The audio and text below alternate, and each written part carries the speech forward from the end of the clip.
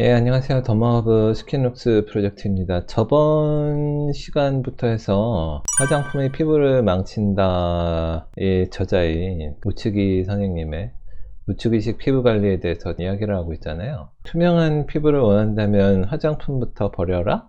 라고 그 우측이 선생님이 그러시잖아요. 이 우측이식 피부 관리랑 이 더마허브식 피부 관리랑 좀 비교를 좀 해드리려고 해요. 저는 뭐 2008년부터 그 얘기를 했는데 이 선생님은 2001년에 일본에서 했다니까 이 선생님이 먼저겠죠. 이제 20년이 지났으니까 현재 맞지 않는 내용들이 있기 때문에 그 내용은 조금 짚고 넘어가면 좋을 것 같습니다. 화장품이 피부를 망친다라는 얘기를 하고 있는데 믿기지 않으시겠지만 더마허브는 화장품 브랜드입니다. 그래서 이 화장품이 피부를 망친다 리뷰 두 번째입니다. 상세 리뷰를 하면서 좀 OX 체크를 좀 하려고 해요. 하면서 더마허브식과 우측이식 비교를 좀 진행을 해 보겠습니다. 우측이식 주장인데요. 2001년에 자기 병원에서 검사를 해봤더니 피부 검사자 83%가 피부가 말라서 엉망이었다라고 뭐 하죠. 유수분 밸런스가 안 좋았나 봐요. 원인을 화장품의 과도한 사용으로 보고 있는데 사실 이거 비슷한 현상이 우리나라에도 있죠.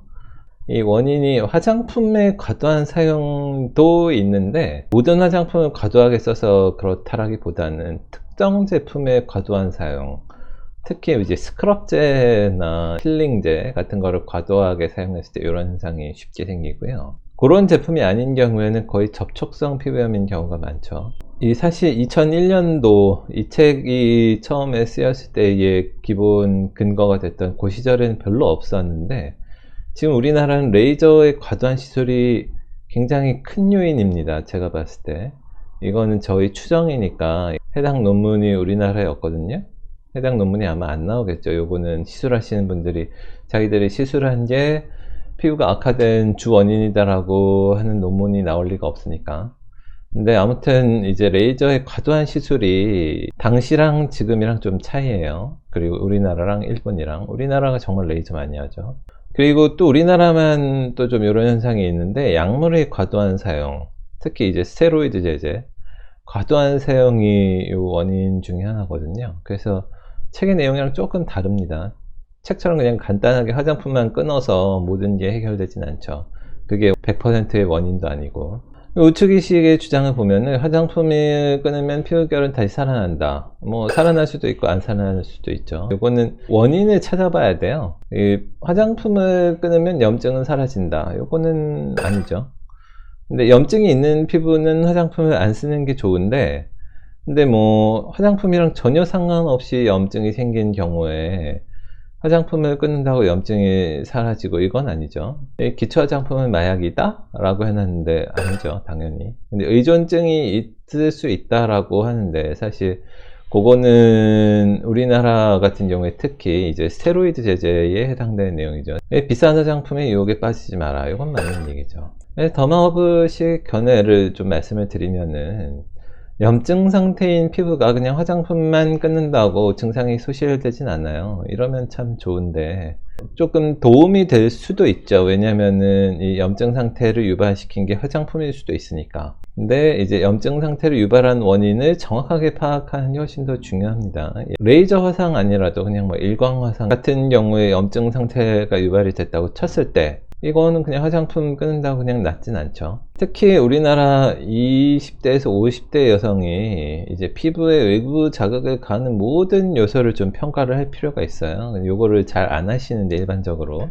어차피 병원에 가셔도 본인이 이 얘기를 해주셔야 되는 부분이기 때문에 요거를 한번 이번 기회에 잘 되짚어서 생각을 해보시는 기회가 되면 좋을 것 같아요. 화장품, 아까 전에 말씀드린 대로 특히 필링제라든가 세안제, 스크럽제 이런 게 주된 원인이죠. 그리고 이제 레이저 아까 말씀드렸죠. 그리고 이제 요거랑 뭐 마찬가지로 과도한 필링, 그리고 화장품에도 스테로이드 요즘에 간혹 넣는 경우가 있기 때문에 그런 거 좀 신경 쓰셔야 되고, 그리고 약물인데요. 이제 흔히 쓰는 일반적인 연고 중에 스테로이드 들어간 연고 굉장히 많거든요. 그냥 상처에 바르는 연고에도 스테로이드 들어간 거 많습니다. 그리고 주사제, 시술이나 뭐 레이저 후에 뭐 주사 같은 경우 맞는 경우가 있죠. 아니면은 뭐 여드름 염증 큰 경우에 염증 주사 같은 거 맞는 거 전부 다 스테로이드거든요.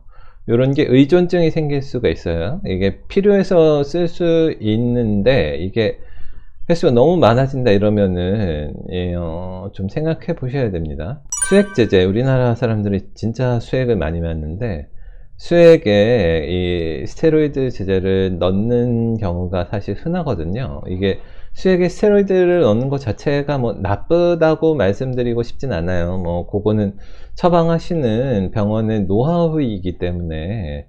근데 이게 수액의 사용이 과도하다라고 했을 때는, 그리고 그게 이제 스테로이드가 들어간 수액이 좀 과도하게 맞았다 이러면은 문제가 될 수 있죠. 그리고 보통 수액 같은 것도 한 병원에서 맞는 게 아니라 뭐 이 병원 저 병원 다니면서 맞을 수도 있기 때문에 그런 게 좀 주의해야 됩니다. 그리고 우리나라에서 이제 피부 관리 같은 거 많이 하는데 이런 게 좀 원인이 될 수가 있죠. 다시 말하지만 제가 화장품 회사 대표인데 피부염이 심한 상태에서는 화장품을 중지하는 게 맞습니다. 일반 피부에 기초 화장품을 적절하게 사용하는 거는 이제 기호의 문제죠.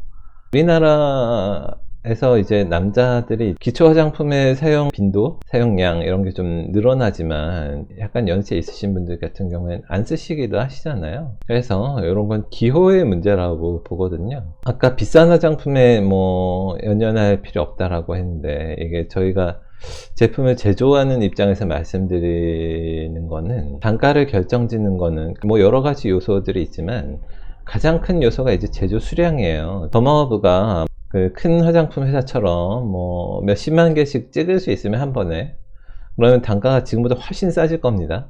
그렇게 저희가 못 찍기 때문에 단가가 좀 비싼 거예요. 비싸서 죄송합니다.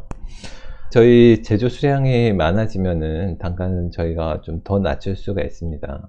이 우측이식 주장을 보면은 이제 화장품을 전혀 사용하지 않은 게 노년까지 좋은 피부를 유지할 수 있는 비결이었던 걸로 뭐 확신한다 뭐 이런 내용이 있는데, 아니죠.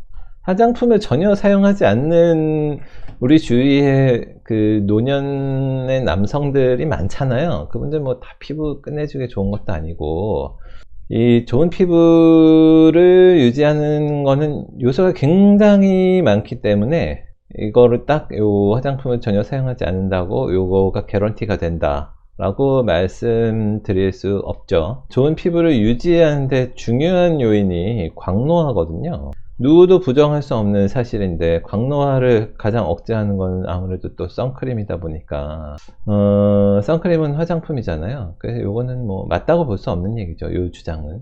인공적으로 만든 보습 성분의 효과는 천연 보습 인자의 1%도 되지 않는다. 당연히 틀린 얘기죠. 상식적으로 이게 말이 될 수 없잖아요. 그리고 바세린 얘기를 많이 하는데, 뭐 바세린을 뭐 써라. 사실 바세린 자체도 인공적인 보습 인자다 보니까 인공적인 보습제죠. 이제 석유 부산물인데, 그래서 요거를 썼을 때 뭐 피부 본연의 보습력을 저하시킴으로 피부가 더 나빠진다, 이 뭐 맞는 얘기는 아니죠. 그래서 좀 전에 말씀드린 대로 노년까지 좋은 피부를 유지할 수 있는 비결이 굉장히 좀 다양하고, 사실 상식적으로 일반적인 피부에서 일반적인 제품을 썼을 때 문제가 없다라고 했을 때는 보습 효과가 바른 게 안 바른 것보다는 당연히 높죠. 이건 그냥 유수분 측정기 찍어보면 바로 나옵니다.